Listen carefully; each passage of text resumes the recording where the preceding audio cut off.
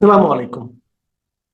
প্রিয় দর্শক, অন্য মঞ্চের আলাপচারিতায় আপনাদের সকলকে আমন্ত্রণ জানাচ্ছি। আজ আমরা এমন একটা বিষয় নিয়ে আলোচনা করব, যেটাকে আপনারা রাজনীতিও বলতে পারেন, আবার একটু রাজনীতির বাইরেও বলতে পারেন।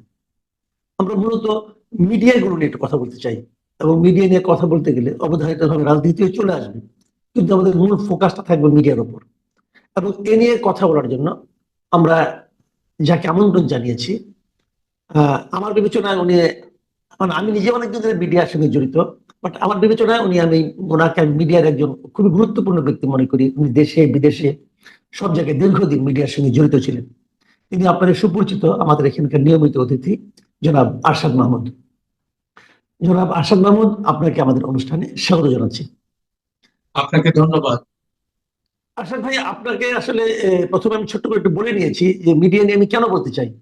আমার এই বাংলাদেশের মিডিয়াতে আমার মানে আপনার পদচারণা 36 বছর হয়ে গেল। 36 বছর ধরে আমি এখানে মিডিয়ায় কাজ করতে করতে আমার কাছে খুবই হতাশ লাগে যে আমার যেন প্রায় মনে হয় আমরা যেন পিছনের দিকে যাচ্ছি। আমরা যেভাবে শুরু করেছিলাম তখন যে পেশাদারিত্ব ছিল, এখন যেন সেগুলো অনুপস্থিত দেখছি। এখন একজন মিডিয়া কর্মী যদি সরকারি কোনো একটা নিয়োগ পায়, তারা মনে করে তাদের জীবনের সবচেয়ে বড় অর্জনটা হয়ে গেল। যদি কোথাও প্রেস মিনিস্টার হতে পারে, যদি সরকারি কোনো একটা দায়িত্ব পায়, মনে করে তার জীবনে এর চেয়ে বড় কোনো প্রাপ্তি আর নাই। এগুলো আমরা দেখছি। আমরা দেখেছি বিগত সরকারের আমলে মিডিয়া কিভাবে নতজানু মেরুদণ্ডহীনের মতো আচরণ করেছে। আর এখন দেখছি যে কোনো একটা ঘটনা যখন আমাদের মিডিয়া হয় ছাপতেই পারছে না, আবার যদিও বা ছাপছে নানা ধরনের প্রশ্নের মুখে পড়ছে, কিন্তু সেই একই খবর যখন বিদেশি কোনো মিডিয়া আমরা দেখতে পাচ্ছি, তখন ওইটাকে আমরা ন্যাশনাল ইস্যু বানিয়ে ফেলছি। তো এই যে আমাদের পাঠকদের মানসিকতা, অথবা আমাদের সাংবাদিকদের মানসিকতা, অথবা আমাদের প্রশাসনদের মানসিকতা, রাজনৈতিক দলগুলোর মানসিকতা মিডিয়াকে কেন্দ্র করে এটা কেন হচ্ছে আপনি বুঝতে পারছেন। আমি এই কথাগুলো বলছি আসলে সবশেষ শেখ হাসিনাকে নিয়ে বিবিসির যে প্রতিবেদনটা প্রকাশিত হয়েছে এবং সেখানে একটা অডিও, ওনার একটা অডিও প্রকাশিত হয়েছে, এটা নিয়ে যে আলোচনা সমালোচনা এগুলোর প্রেক্ষিতে আপনি এই মিলিয়ে সবকিছু মিলিয়ে সামগ্রিকভাবে কি বলবেন? ধন্যবাদ আপনাকে। আমি গতকালকে এটার উপর একটা পোস্ট দিয়েছি, শিরোনাম ছিল বিবিসির রিপোর্ট নিয়ে এত হইচই কেন। তো এটা লিখলাম আমি এ কারণে যে বিবিসি একটা অডিও ফাঁস করছে এবং বললো যে শেখ হাসিনা এই যে লেথাল উইপেন দিয়ে বিক্ষোভকারীদের গুলি চালানো বা এটা তার মুখ থেকেই আসছে। তো এটা তো মোটামুটি ধরেন আমরা যারা দেশে থাকি বা এটা নিয়ে কভার করেছি, এই আন্দোলনের সময় কি হয়েছে এটা কিন্তু আমাদের সব চোখের সামনে ঘটেছে এই জিনিসগুলো, তাই না? তো এটা তো আমাদের এই জিনিসটা যে ঘটেছে, এটা তো মানে প্রমাণ করার জন্য বাইরের কোনো মিডিয়ার কোনো প্রয়োজন নাই, তাই না? বাইরের মিডিয়া কি তারা তো আর লন্ডন থেকে বা ওয়াশিংটন থেকে বা দিল্লি থেকে বসে তো এটা করতে পারবে না, আমরা তো আমাদের চোখের সামনে। তাহলে আমার ওইটাই প্রশ্ন যে যে জিনিসটা আমরা সবাই জানি, আহ, যে কার নির্দেশে কিভাবে হয়েছে, সেটা যেহেতু বিবিসি বলেছে এটা নিয়ে হুলস্থুল লেগে গেছে সব জায়গায়। ইভেন প্রধান উপদেষ্টার দপ্তর থেকেও বারবার করে বলা হচ্ছে যে দেখো একটা জিনিস বের হয়েছে এবার, এইবার আর রেহাই নেই। কেমন? তো তখন আমার খালি বারবার করে হয় যে আচ্ছা, এই যে বিদেশি সংবাদ মাধ্যমের উপর বা বিদেশিরা বিদেশিরা যা বলে সেটা হলো কোরআন শরীফের বাক্য, কোরআন শরীফের বাণী। এর মানে এটার থেকে আমরা আর বের হতে পারছি না। কেন পারছি না আমি বলি। আমি এটা নিয়ে অনেক চিন্তা ভাবনা করি যে এর থেকে বের হতে কেন পারি না। তো আমার যেটা মনে হয় যে ওই যে আমাদের যে উপনিবেশ শাসকরা যে শাসক করেছে, মানে সাদা চামড়া আলাদা, কেমন আমাদেরকে শোষণ করেছে। আমাদের জীবনের সবার মূল লক্ষ্য ছিল যে আর মানে বিদেশি হলে তাদের কাছে অনেক অর্থ থাকবে, তারা ক্ষমতাবান এবং তাদের কাছাকাছি যেতে পারলে আমার একটা আখের গোছানো যাবে। তো ফলে আমি নিজের কথা বলি, আমি যখন সাংবাদিকতা শুরু করলাম 65 টাকা কম বেতন কম, সাপ্তাহিক নির্দেশক পত্রিকা দিয়ে সে আজকে থেকে 45 বছর আগে। যাই হোক, তো আমি চিন্তা করলাম যে এইভাবে তো আচ্ছা দেখি একটা বিদেশি পত্র পত্রিকায় মাধ্যমে কাজ করা যায় কিনা। এই যে খুব লম্বা ইয়ে করবো না, তো সাংবাদিকতায় ঢোকা মানে কিছুদিনের মধ্যে 1985 সালে আমি নিউ ইয়র্ক টাইমস এর বাংলাদেশ প্রতিনিধি হিসেবে নিয়োগ পেলাম। কিভাবে পেলাম এটা আরেকদিন বলবো। মানে এখানে প্রাসঙ্গিক না।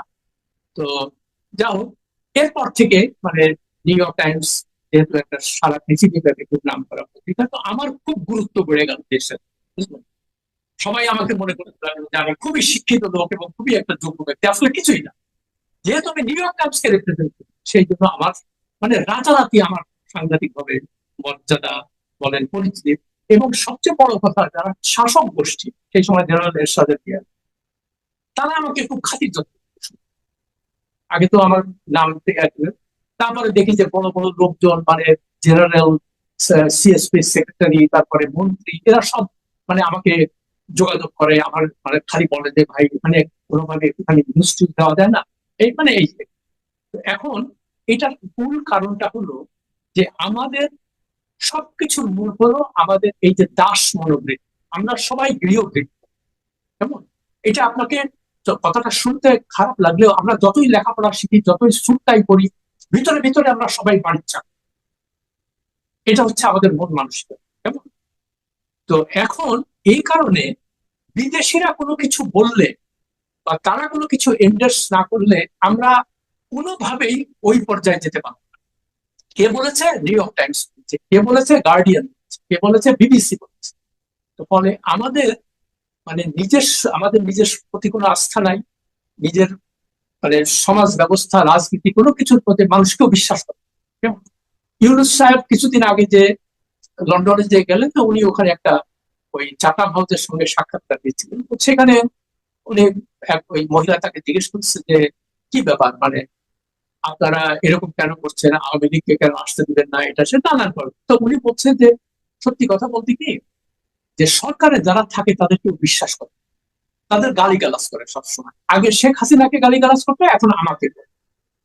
এখন এটা ইউনূস সাহেবের নিজের মুখের কথা। তার কারণ সরকারে যে থাকে বা ক্ষমতায় যে থাকে তাদের সাধারণ জনগণ তাদেরকে বিশ্বাস করে না, তাদেরকে মনে করে এরা শোষণ করতে আসছে। এবং এরা কার প্রতিভূ? এরা হলো পশ্চিমাদের প্রতিভূ। পশ্চিমাদের তেল তেল বেড়ে ওরা ক্ষমতায় থাকবে, তাদেরকে খুশি রাখবে এবং দেশের 12টা বাজবে। এটা ইউনূস সাহেবের নিজের মুখের কথা। আচ্ছা, এখন তো এর থেকে আমাদের তো নিস্তার পাওয়ার কোনো কারণ নেই। আপনারা দেখবেন আমাকে অনেক সাংবাদিক, বড় বড় সাংবাদিক এসে আমাকে বলতো যে ভাই আমাকে একটা বিদেশি কাগজ পত্র পত্রিকায় কোনো কিছু একটা করে দেওয়া যায় না। মানে সারাক্ষণ আমি এই ধরনের রিকোয়েস্ট পেলাম। তো আমি বললাম যে দেখেন, খুব পোলাইটলি বলতাম যে এটার জন্য তো মানে প্রথম কথা হলো ইংরেজি মানে ভালো জানতে হবে, ইংরেজিতে লেখা দিয়ে করতে হবে। আমি নিজেও যে খুব একটা ইংরেজি জানতাম তা তো না, এখনো খুব জানি না, বাট আমি মনে হয় যে একটা লেভেলে পৌঁছতে না পারলে আমাকে নিউ ইয়র্ক টাইমস, গার্ডিয়ান বা ওয়াশিংটন পোস্ট কেন চাকরি দিচ্ছে, তাই না? তো এটা মানে বেসিক জিনিসটা আপনাকে নিজেকে অর্জন পরিশ্রম করতে হবে। দ্যার ইজ ওই যে কুলদীপ নায়ার আমাকে একটা চিঠি লিখে একটা কথা বলতে, আশা there is no shortcut in life. মানে রাতারাতি কোনো কিছু হওয়ার কোনো সুযোগ নেই। তো এটা এই জন্য কেন বললাম যে আমাদের সাংবাদিকদের, একটু আগে আপনি আপনার ওপেনিং স্টেটমেন্টে যেটা বলতেছিলেন, যে সাংবাদিকদের মূল এখন একটাই মাত্র লক্ষ্য হলো যে আমি কিভাবে এই সংবাদপত্র বা সংবাদ মাধ্যমকে ব্যবহার করে আমি ক্ষমতার কাছাকাছি যাব, ক্ষমতার কাছাকাছি যে আমি কিভাবে আমার আখের গোছাবো। আমি আগে তো ধরেন আমরা যখন সংবাদ পেপার পড়েছি আমাদের কিন্তু ফ্ল্যাট গাড়ি বাড়ির এগুলা মনে ছিল, কিন্তু এগুলা হওয়ার তো কোনো মানে শর্টকাট যে রাস্তা, সেই রাস্তাটা আমরা যাই নাই। আমাদেরকে এরকম এরশাদ আমাকে 10 কাঠা জমি দিতে চাইছিল বাড়িতে, যার বর্তমান বাজার মূল্য 100 কোটি। আমাকে প্রেস অ্যাডভাইজার বানাইতে চাইছে এটা। তো পরে আমার সবসময় মনে হয়েছে যে এইটা এইটা করলে তো আর আমি আর সাংবাদিক থাকবো না। আমার যে হয়তো শুনতে খুব মনে হবে যে আমি মানে আদর্শবান কথা বলছি, যে একটাই লক্ষ্য ছিল যে সাংবাদিক যখন হয়েছি তখন সাধারণ মানুষের যে স্বার্থ, সেই স্বার্থটাকে আমি চেষ্টা করব কিভাবে তুলে ধরা যায়। আর একটা জিনিস হচ্ছে যে ক্ষমতায় যারা থাকে তারা কখনোই কারো কাছে জবাবদিহি করে না। তারা মনে করে যে এটা আমার বাপের সম্পত্তি, নাহলে আমার স্বামীর সম্পত্তি, নাহলে আমার নিজের সম্পত্তি। এটা আমরা দেখে আসতেছি। তারা কোনো আইন কানুন মানবে না, তারা কোনো বিচার ব্যবস্থার বিচার মানবে না, কোনো কিছুই মানবে না। তো ফলে সাংবাদিকদের ভূমিকা কিন্তু অত্যন্ত গুরুত্বপূর্ণ এইসব জায়গায়, যে তাদের এই ক্ষমতাবানদের সবসময় প্রশ্ন করতে হবে।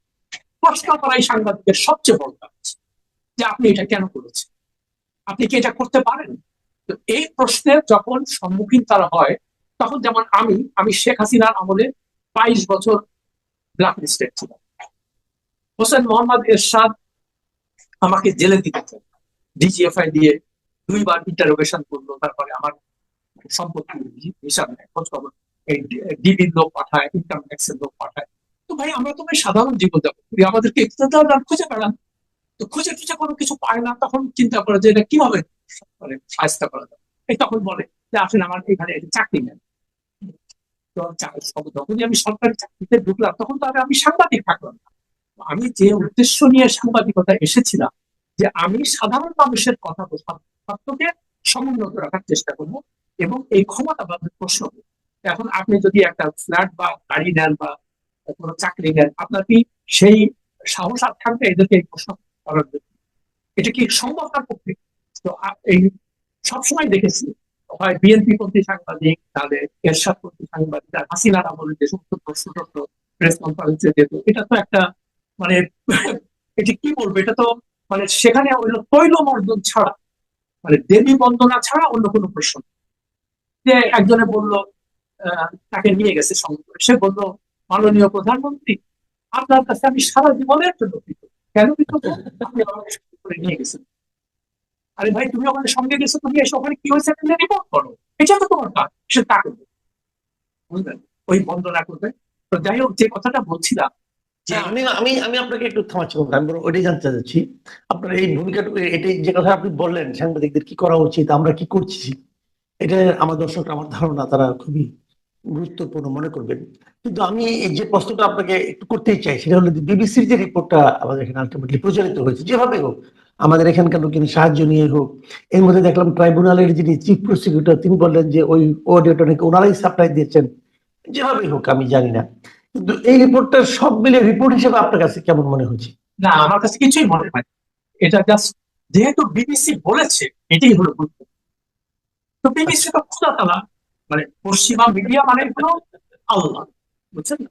অথচ তারা যে কত রকম মানে অনৈতিক কাজ করে, যেটা কল্পনা, আজ গতকালকে আমি যে পোস্টটা দিয়েছিলাম সেটাকে একটা লিঙ্ক দিয়েছে যে বিবিসি ধোয়া তুলসী পাতা না। এবং আমাদেরই এক জুনিয়র কলিগ, সে তার নাম হলো আহসান বেবি, সে একটা লিস্ট দিয়েছে যে বিবিসি গত 10 বছরে কি কি ব্লান্ডার করছে সেটা। আচ্ছা, আচ্ছা, এটা আপনারা কাইন্ডলি একটু যদি পারেন আমার ইয়েতে দেখে নেবেন। এটা খুব উল্লেখ মানে গুরুত্বপূর্ণ একটা পোস্ট, যে বিবিসি তে ধোয়া তুলসী পাতা না। তারপরে এখন দেখেন এই যে গাজাতে যে মানে গণহত্যা চলছে, তারপরে ইউক্রেনের যুদ্ধ, ইরানের আক্রমণ, এখানে পশ্চিমা মিডিয়া কি রোলটা প্লে করছে আমরা দেখতে পাচ্ছি, তাই না? রাইট। এখন এই পশ্চিমা মিডিয়া কয়দিন আগে ওই জাতিসংঘের একজন কর্মকর্তা, এক মহিলা, নামটা ভুলে গেলাম, সে একটা জাতিসংঘে একটা রিপোর্ট দিয়েছে, মানে ইসরায়েলের সমালোচনা করে বোধহয়। ইসরায়েলের সমালোচনা করে, এবং সঙ্গে সঙ্গে আমেরিকা তাকে স্যাংশন দিয়েছে, বুঝলেন?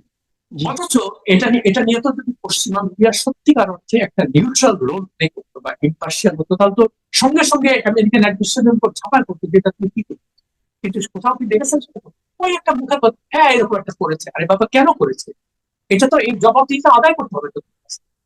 অতএব পশ্চিমা মিডিয়া বলেন, দেখেন আমি তাদের সঙ্গে 25 বছর, একটা দুটা 25 বছর তাদের সঙ্গে আমি কাজ করছি। নিউ ইয়র্ক টাইমস বলেন, ওয়াশিংটন পোস্ট বলেন, গার্ডিয়ান বলেন, বিবিসি আমাকে ওয়ার্ল্ড সার্ভিস কতবার ইন্টারভিউ করেছে, সিএনএন আমাকে ইন্টারভিউ করেছে। তো তাদের প্রশ্নের যখন প্রশ্ন করে বা তাদের যখন ইয়ে করে, তখন তাদের একটা তাদের যে ইন্টারেস্টটা ওইটা মাথায়। তো ওইটা নিয়ে যখন ওটার বিরুদ্ধে আপনি কথা বলবেন বা ওটাকে কাউন্টার করার চেষ্টা করবেন, আমাকে বলেছে, ও Ashraf, you are not a team player, মানে তুমি আমাদের মতো কথা বলো। ভাই আমাদের মতো কথা বলতে কেন বলবো? আমাকে তো সত্য জিনিসটা উদ্ঘাটন করার চেষ্টা করতে হবে এবং প্রশ্ন করতে হবে। আমি তো সেই চেষ্টাই করছি। ও আশরাফ, আমাকে আমার নিউ ইয়র্ক টাইমস এর কলিগ বলছে যে আশরাফ জন্য আমাদের এই অ্যাডভার্টাইজমেন্ট করা যায় কি করে, এগুলো তো বুঝতে হবে। বিবিসি চলে কিভাবে, ওয়াশিংটন পোস্ট কিভাবে চলে। তো তারা এগুলো হলো পুঁজিবাদী বিশ্ব এবং পুঁজিবাদীদের ক্ষমতা অক্ষুণ্ণ রাখার এজেন্ডা হলো এই মিডিয়াগুলোকে সেই জন্য সৃষ্টি করা হয়েছে। এই জন্য আমাদের মিডিয়া সেই মানে মোটামুটি একটা পর্যায়ে পর্যন্ত যেতে পারছে না কেন? এটা কি আমাদের সাংবাদিকদের ব্যক্তিগত মানসিকতার কারণে, নাকি আমাদের টোটাল যে এনভায়রনমেন্ট ক্রিয়েট করা হয়েছে সোসাইটিতে সেটার কারণে? হ্যাঁ না, এটা পুরো এনভায়রনমেন্টই এরকম। প্রথম কথা হলো এখানেও যারা মিডিয়ার মালিক তারা তো দেশের মঙ্গল চায় না। তারা চায় নিজের অবৈধ যত আয় রোজগার, এটা বসুন্ধরা চিন্তা করে, কেমন? তো এরা এরা মিডিয়া, মানে television, radio, sorry television, news paper, এগুলো কেন করবে? অনলাইন কেন কেন করবে? ওই যে জোর জবরদস্তি করে মানুষ করে জমি দখল করেছে, অর্থ পাচার করেছে, মেয়েদেরকে ধর্ষণ করে তার ছেলেরা রেগুলার।